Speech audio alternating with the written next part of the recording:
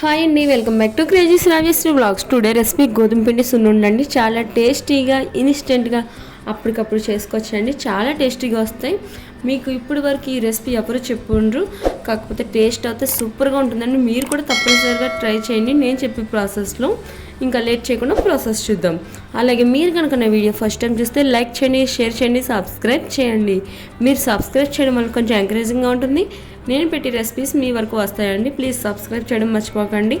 ముందుగా ఒక వెడల్పు బ్యాండీ తీసుకుని స్టవ్ పై పెట్టుకోండి.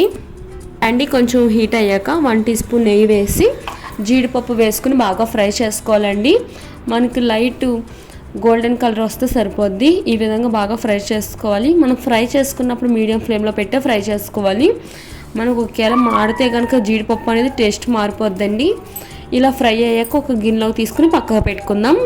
ఇప్పుడు ఇదే బ్యాండీలోకి కిస్మిస్ కూడా తీసుకుంటున్నానండి. జీడిపప్పుతో పాటు వేసేస్తే కిస్మిస్ మనకు మాడిపోతాయి. అందుకు జీడిపప్పు వేపాక అప్పుడు కిస్మిస్ వేపుకోండి. కిస్మిస్ కూడా కొంచెం వేసుకుని ఇవి కూడా గోల్డెన్ కలర్ వచ్చే వరకు బాగా ఫ్రై చేసుకోవాలండి. నేను నెయ్యి 1 టీ స్పూనే వేసాను. ఆ నెయ్యితోనే జీడిపప్పు, కిస్మిస్, గోధుమ పిండి కూడా అదే నెయ్యితో వేపుతానండి, సరిపోద్ది. ఇలా గోల్డెన్ కలర్ వచ్చాక పక్కకు తీసుకుందాం. ఇప్పుడు ఇదే బ్యాండీలోకి 2 కప్పులు గోధుమ పిండి తీసుకుంటున్నానండి. నేను గోధుమ పిండి కొడి దగ్గర తెప్పించింది కాదండి. రేషన్ దగ్గర ఇస్తారు కదా, మనకి తక్కువ రేట పడుతుంది. అదే గోధుమ పిండితో ఇప్పుడు నేను టేస్టీగా సున్నుండలు అయితే చేస్తున్నానండి. అది కూడా మా అమ్మ చేత చేపిస్తున్నానండి. ఈ శివరాత్రి స్పెషల్ చాలా టేస్టీగా ఉంటుందండి. ఇప్పుడు 2 కప్పులు గోధుమ పిండి వేసుకుని బ్యాండీలో ఈ విధంగా బాగా దూరగా వేగించుకోవాలండి. మనకి గోధుమ పిండి అనేది పచ్చివాసన అనేది అసలు రాకూడదు. ఈ విధంగా బాగా గోల్డెన్ కలర్ అనేది వచ్చే వరకు వేపుకోవాలండి. మన కలర్ అనేది కొంచెం చేంజ్ అవుతుంది మనం ఇలా ఫ్రై చేస్తూ ఉండగా. ఇలా మనం ఫ్రై చేస్తూనే ఉండాలి. మనం ఫ్రై చేయడం బట్టి సున్నుండల టేస్ట్ అనేది మరింత పెరుగుతుందండి. ఈ విధంగా బాగా ఫ్రై చేసుకోవాలి. లో టు మీడియం ఫ్లేమ్లో చేయాలండి. అసలు హై ఫ్లేమ్ అనేది వాడకూడదు. ఈ విధంగా బాగా ఫ్రై చేసుకున్నాక మన కలర్ అనేది కూడా చేంజ్ అయింది, చూసారా? మన కింద అనేది కూడా కలర్ అనేది మరీ థిక్గా మాడి టైప్లో పట్టకూడదండి. ఈ విధంగా నేను వీడియోలో చూపిస్తున్న విధంగా ఫ్రై అవుతే సరిపోద్ది. చూసారా, ఈ విధంగా కలర్ లైట్ గోల్డెన్ కలర్లో మారింది కదా, అలా వస్తే సరిపోద్ది. ఇప్పుడు స్టవ్ ఆఫ్ చేసుకుని ఒక పక్కన ప్లేట్లో తీసుకుని ఒక 2 మినిట్స్ చల్లనిద్దాం. ఇప్పుడు ఒక మిక్సీ గిన్నె తీసుకుని ఒక 2 కప్పుల పిండికి 1 కప్పున్నర పంచదార పౌడర్ అయితే కరెక్ట్గా సరిపోద్దండి.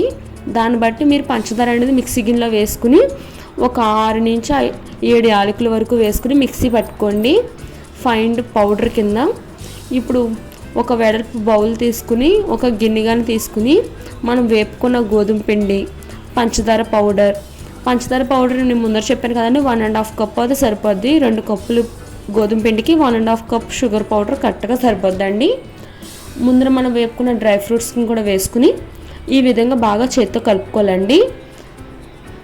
ఇప్పుడు నేను తీసుకున్న ఈ పిండికి అయితే నెయ్యి అయితే 1 కప్పు సరిపోద్దండి. కరెక్ట్గా 1 కప్పు నెయ్యిని బాగా మరిగించి అప్పుడు వేసుకోవాలండి. అప్పుడే మనకి సున్నుండలు అనేవి కొత్తగా ట్రై చేసి వాళ్ళని చుట్టడానికి గమ్మున వస్తాయండి.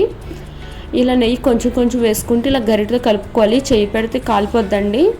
ఫస్ట్ ఇలా గరిటె పెట్టి కలుపుకోండి. నెయ్యి అనేది కొంచెం ఎక్కువే పడుతుందండి. టేస్ట్ కూడా అలాగే ఉంటుందండి సున్నుండలు. ఈ విధంగా బాగా కలుపుకుని తర్వాత ఇలా చేయి పెట్టి కూడా కలుపుకుని ఇప్పుడు ఇలా సున్నుండల కింద చుట్టుకోవాలండి. మనం కొంచెం వేడి మీద ఉన్నప్పుడే చుట్టుకోవాలి. అప్పుడే మనకి చాలా చక్కగా పర్ఫెక్ట్గా వస్తాయని సున్నుండలు. అంతేనండి, ఎంతో టేస్టీ అయిన గోధుమ పిండి సున్నుండలు రెడీ. మీకు కనుక నా వీడియో నచ్చితే లైక్ చేయండి, షేర్ చేయండి, సబ్స్క్రైబ్ చేయండి. మరిన్ని రెసిపీస్ కోసం నా ఛానల్ని సబ్స్క్రైబ్ చేయడం మర్చిపోకండి.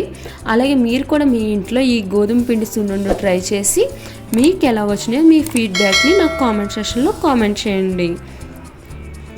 Thank you for watching.